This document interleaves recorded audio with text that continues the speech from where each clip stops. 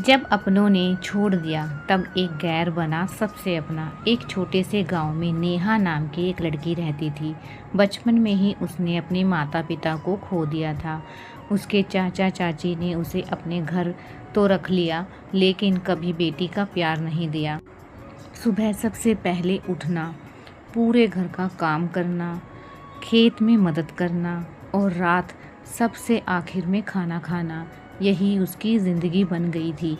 जब भी नेहा थक कर बैठती, चाची ताने मारती, तुझे हमने एहसान करके घर में रखा है, ज़्यादा आराम करने की आदत मत डाल।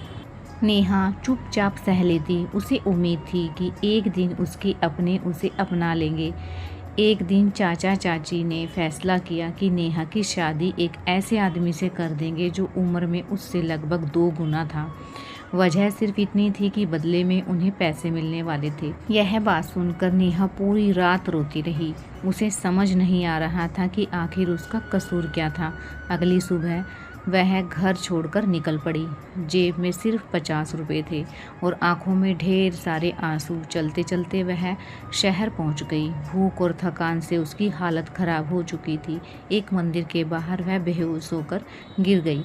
जब उसकी आंख खुली तो उसने देखा कि एक बुजुर्ग महिला उसके सिर पर हाथ फेर रही थी। उन्होंने प्यार से पूछा, बेटी अब कैसी हो?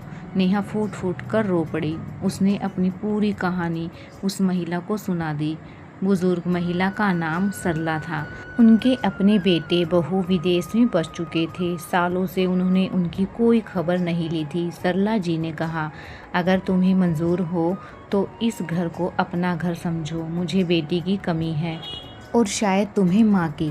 नेहा को पहली बार लगा कि कोई उसे बिना किसी स्वार्थ के अपना कह रहा है। धीरे धीरे दोनों एक दूसरे का सहारा बन गई। नेहा ने मेहनत से सिलाई सीख ली। उसने घर के एक छोटे से कमरे से काम शुरू किया। उसकी ईमानदारी और मेहनत की वजह से लोगों का भरोसा बढ़ता गया। कुछ ही महीनों में उसका छोटा सा काम एक अच्छी दुकान में बदल गया। अब वह न सिर्फ अपना घर चलाती बल्कि सरला जी की हर छोटी बड़ी ज़रूरत का भी ध्यान रखती थी। एक दिन अचानक चाचा चाची उसके पास आ पहुँचे। उन्होंने देखा कि जिस लड़की को वो बोझ समझते थे, आज वही सम्मान और खुशियों से भरी ज़िंदगी जी रही है। वे बोले, बेटी हमें माफ़ कर दो, हमसे बहुत बड़ी गलती हो गई। नेहा कुछ पल चुप रही, फिर मुस्कुराकर बोली, मैंने आपको माफ़ कर दिया, क्योंकि नफ़रत लेकर जीना बहुत मुश्किल होता है।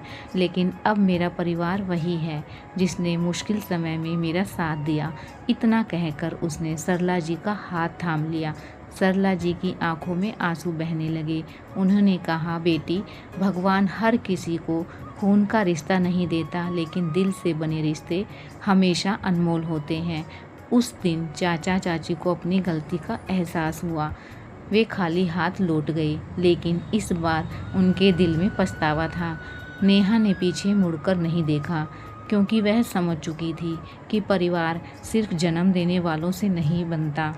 परिवार तो उनसे बनता है जो मुश्किल समय में आपका हाथ कभी नहीं छोड़ते। कहानी की सीख, खून के रिश्ते भगवान बनाते हैं, लेकिन दिल के रिश्ते इंसान अपने प्यार, विश्वास और त्याग से बनाता है। कई बार एक गैर अपनों से भी ज़्यादा